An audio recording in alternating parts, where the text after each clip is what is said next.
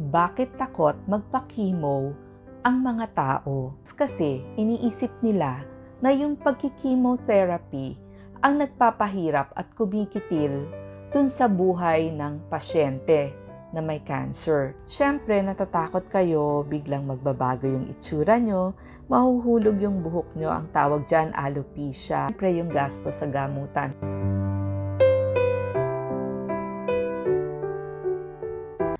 Bakit takot magpa-chemo ang mga tao?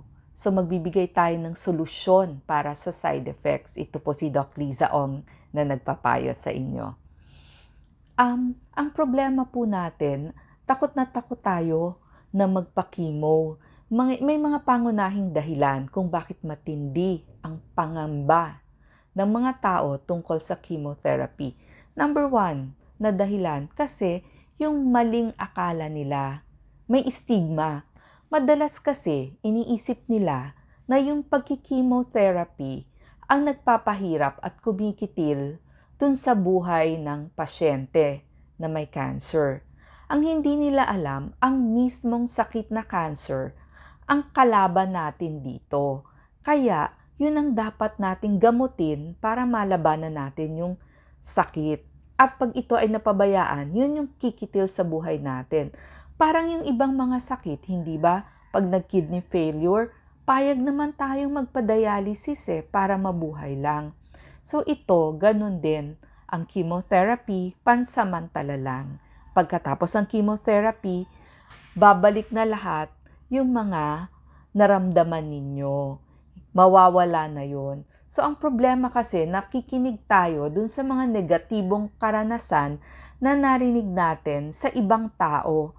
Pero mali pala kasi hindi naman sila ang eksperto. Ang dapat nating tanungin, yung ating oncologist o ang doktor ng may cancer. Sila po ang expert. Huwag ho tayong maniniwala sa chismis, sa sabi-sabi, at kung ano-anong mga kinukwento sa atin.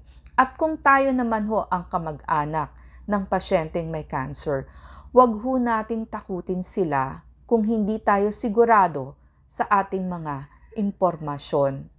Kung talagang mahal nyo yung kamag-anak ninyo, tutulungan nyo sila, hindi nyo sila tatakutin dahil pag hindi sila nagpagamot, siguradong mamamatay sila.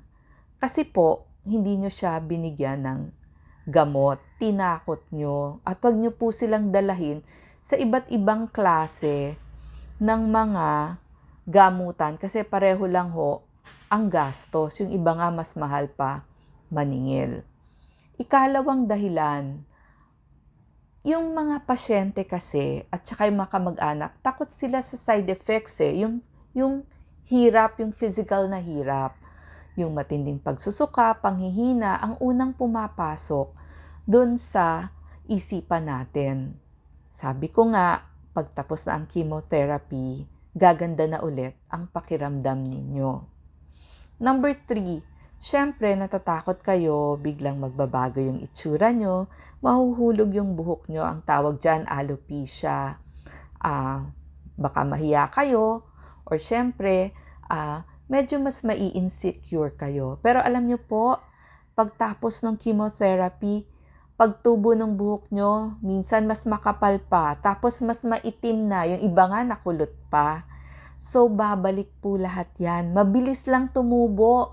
In 2 to 3 weeks, mga ganyan na. Si Doc po bumalik na ang lahat ng buhok niya at makapal na ulit at long hair na ulit si Doc. Ako, nagsisimula na. So, kaya ako po, naghanda na ako ng aking hat. So, one day, isusuot ko na po to pag nahulog na lahat. Binabala ko rin bumili ng wig or pwede din yung bandana. So, lahat naman ho yan pwede. Tsaka pwede nating itanong dun sa ating medical oncologist. Meron kasi ngayon yung tinatawag na cap, yung cold cap. May nilalagay, medyo fini-freeze yung skin natin habang nagkikimo. So, medyo nakakatulong din yon. Kaya, hindi mabilis mahulog yung buhok. Kumbaga, mas dahan-dahan yung pagkahulog ng buhok o alopecia. So, pwede naman tayong mag-ayos din kahit nagki-chemotherapy tayo. Pwede naman tayong mag-makeup ng konti para ipakita natin na masaya pa rin tayo dahil buhay tayo. Yun naman po ang reason doon eh. Number 4, marami sa atin takot sa karayom kasi masakit yon kasi alam natin maraming tusok. Yan, so dami-daming mga tusok, mangingitim lahat ng kamay nyo, kakatusok, lahat ng pwedeng tusukin. Ganito po, napansin ko, pag tutusok na yung karayom, hinga kayo ng malalim, inhale, tapos exhale. Mas less ho yung nararamdaman ninyo. By experience, kaya pag sabi, ayan na po, inhale, exhale, ganun po ang ginagawa ko. And syempre, alam natin kasi, cycles yan. Kumbaga, linggo-linggo. So, meron na rin pong mga nauso ngayon, yung mga Portacat. Para doon na lang lagi nilalagay yung mga gamot, pwede rin ho tayong magpalagay noon kung ino-offer yon nung doctor ninyo para hindi pa ulit-ulit ang tusok. Mas okay din po yun. Isa pa, 5, na dahilan bakit takot ang tao sa chemotherapy. Siyempre, yung gasto sa gamutan. Kasi alam natin, maraming cycles, ilang linggo. Like ako, 12 weeks every Monday of chemotherapy. Siyempre, may stress yan sa finances o dun sa gastusin. Pero, gamitin po natin ang ating PhilHealth. Kasi stage 0 to 4, ginagamot na yung Z-benefit package ng PhilHealth. Gamitin ho natin. Kung mahirap tayo, pwede tayong magpamiyembro ng PhilHealth. Kung tayo ay nagtrabaho, pwede rin ho tayong lumapit sa ating SSS at GSIS na ating hinulugan.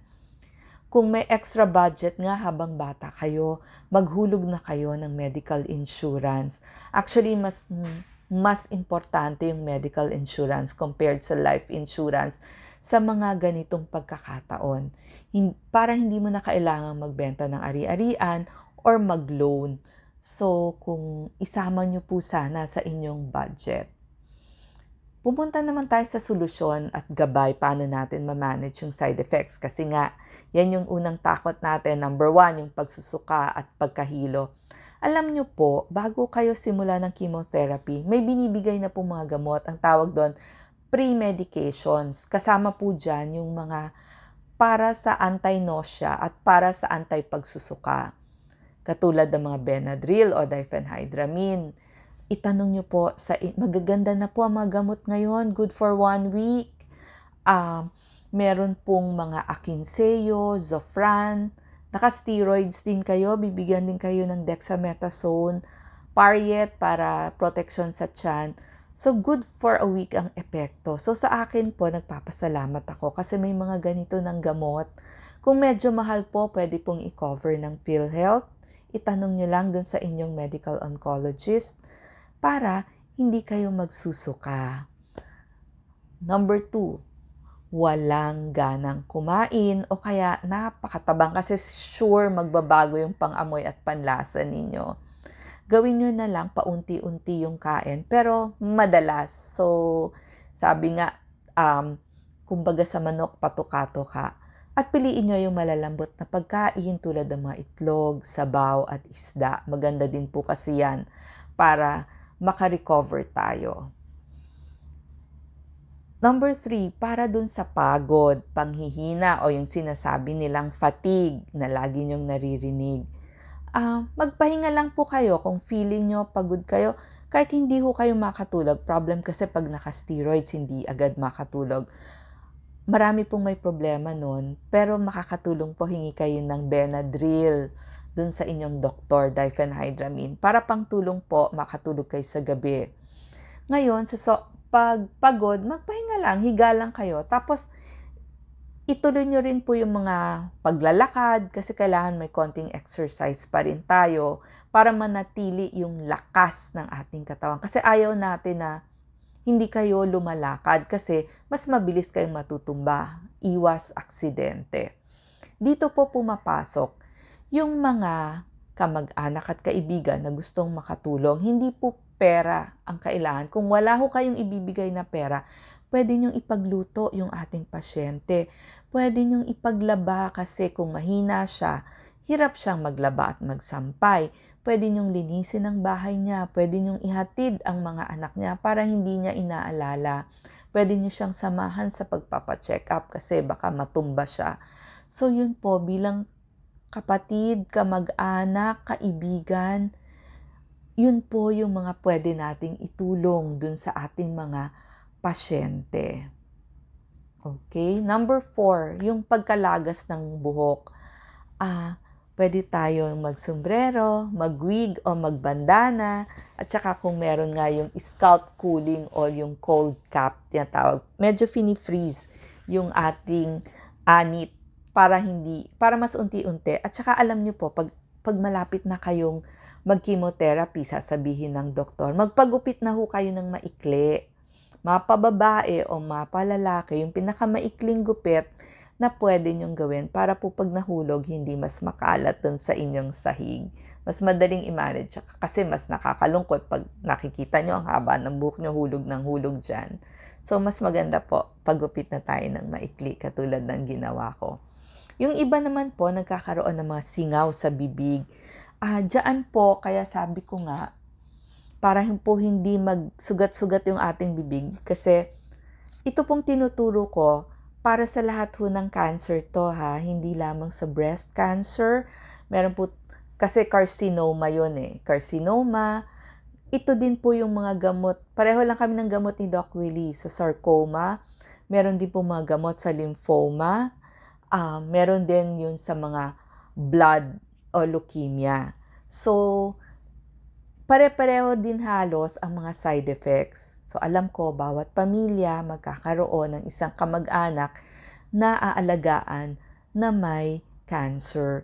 So itong tinuturo ko ay para sa lahat ng cancer, bukod pa sa mga may breast cancer. So hindi po maiwasan magsusugat-sugat yung bibig nyo. So kaya ako, lagi ko sinasabi, laging lagyan ng lip balm, lalo na pag matutulog kayo. Kasi pag gising nyo, baka putok-putok na po yung inyong bibig. So, mas maganda panay na panay ang lagay ng lip balm. Tapos, sip-sip ng water. Huwag po nating hayaang dry na dry yung ating bibig. Tapos po, pag may nakita agad kayong maraming parang mga singaw, kunan nyo po ng picture, ipadala nyo dun sa doctor nyo or itanong nyo sa doctor nyo kasi meron po mga pangmumog, nystatin at fluconazole kung mapatunayang fungal infection. Tapos, pag may sugat na yung bibig natin or kahit walang sugat, kasi yung mga nabibiling mga mouthwash, matatapang, hindi ba, masakit sa bibig. So ako po, dun sa aking CR, meron ako sa maligamgam na tubig, yung konting init lang, lalagyan ko ng asin, salt, at saka ng baking soda. So yan po, pwede kayong gumawa ng sarili nyong mouthwash. So, nakakatulong din ho yun dun sa inyong mga sugat para maiwasan. Kasi pag nagsugat yan, hindi kayo makakakain. I-report nyo lang agad. So, kailangan yung oral hygiene natin, pag-igihin natin para makakain pa rin tayo. At sabi ko nga, oras nagkaroon ng masakit na lalamunan, lagnat, o giniginaw kayo, sabihin nyo agad dun sa inyong oncologist kasi may ibibigay siyang pangmumog, yung nystatin at saka mga kapsula tulad nga ng fluconazole o antifungal. Ngayon, ito ang madalas na reklamo sa akin ng lahat ng pasyente, iba't ibang pasyente, iba't ibang cancer. Nanginginig daw o manhid na manhid ang kanilang kamay at paa. Yes, yung paa nyo, pag tinapak nyo, parang hindi nyo maramdaman. Ang tawag doon, chemotherapy-induced peripheral neuropathy. Dahil po sa chemo, lalo na yung mga nakataksol. Ako po ay nakataksol, si Doc Willie nagtaksol, marami pong nakataksol.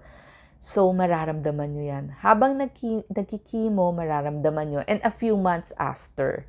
So, ramdam nyo pa yan.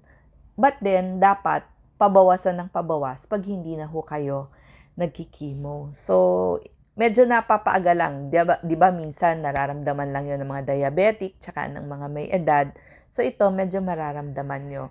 So, lagi nyo pa rin sabi nga, ito, i-exercise nyo. May mga tinuro kami exercise sa kamay. Pag may peripheral neuropathy, gawin nyo po yung mga piano-piano, yung pag ganyan-ganyan, nakakatulong po yan. Number 7, iwasan nating matumba pagbangon, lalo na pag mababa ang platelet count natin. Minsan, ang platelet ng nagkikimo mas mababa pa kesa sa na-dengue.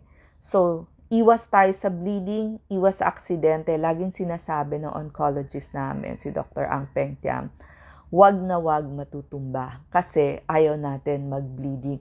So, tinuturo namin ni Doc Willie, di ba? Pag galing kayo sa higa, itukod nyo yung kamay nyo, upo muna, bilang kayo 1 to 10. Pag tayo, wag agad lalakad, bilang 1 to 10, bago lumakad, bago mag-CR. Kung pwedeng may aalalay, better, kasi maraming natutumba sa banyo. Basta wag na wag ho tayong matutumba, kasi ayaw natin maaksidente. O, meron po ako mga kakilala na operahan pa na fracture kasi natumba.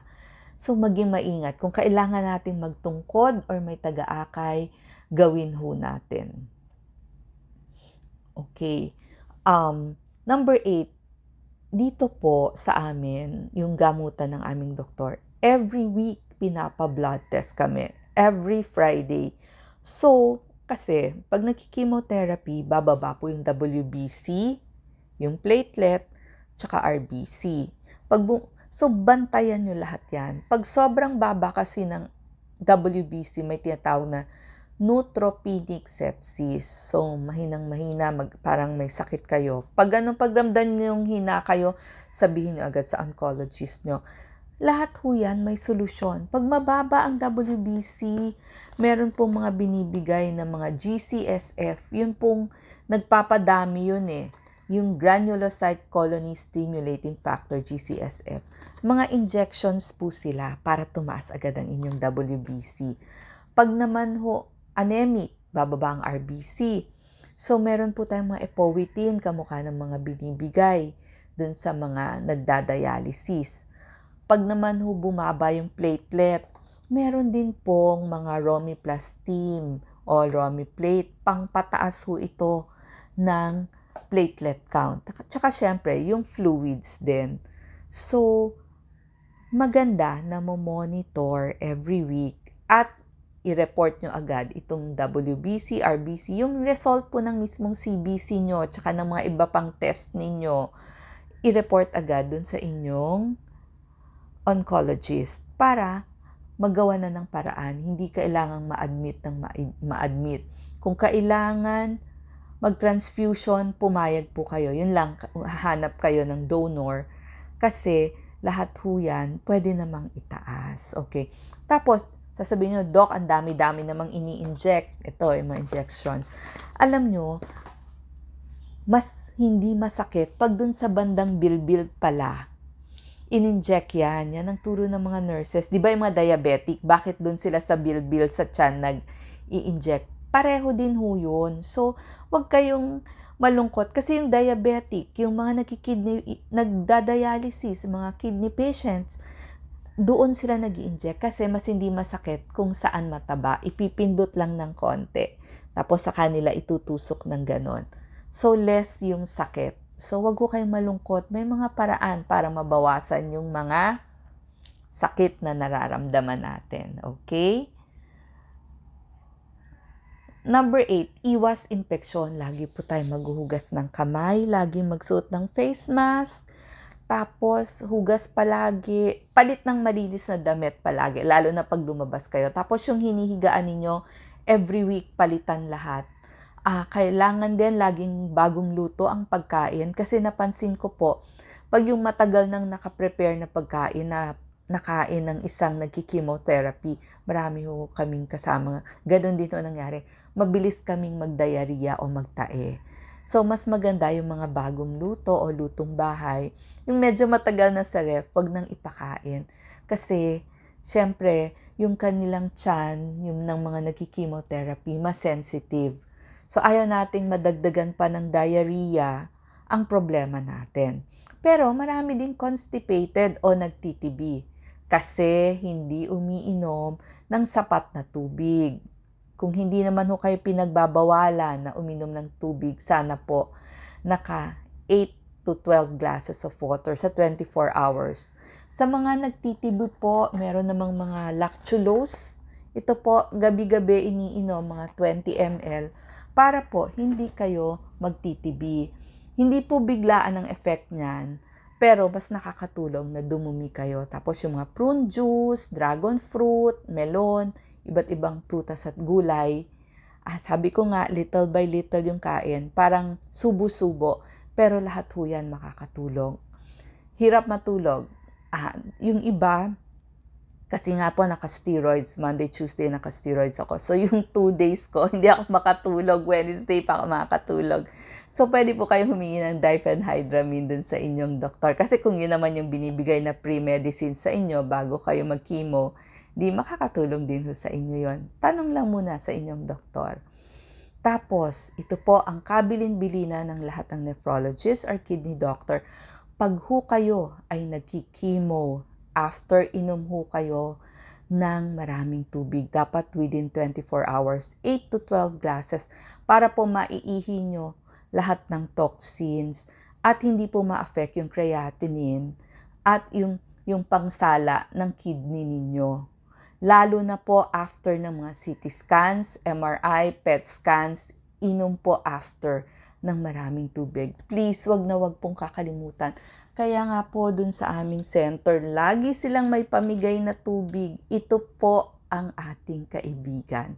Water, kung hindi naman kayo pinagbabawalan or hindi kailangang magbawas ng tubig. Siyempre, may ilang may sakit, binabawas yung tubig na. But dun sa mga normal, please, mas maraming tubig, sabi nga po ng nephrologist, mas naliligo ang kidneys nyo sa tubig, mas hindi siya magkakasakit. Sundin po natin ito.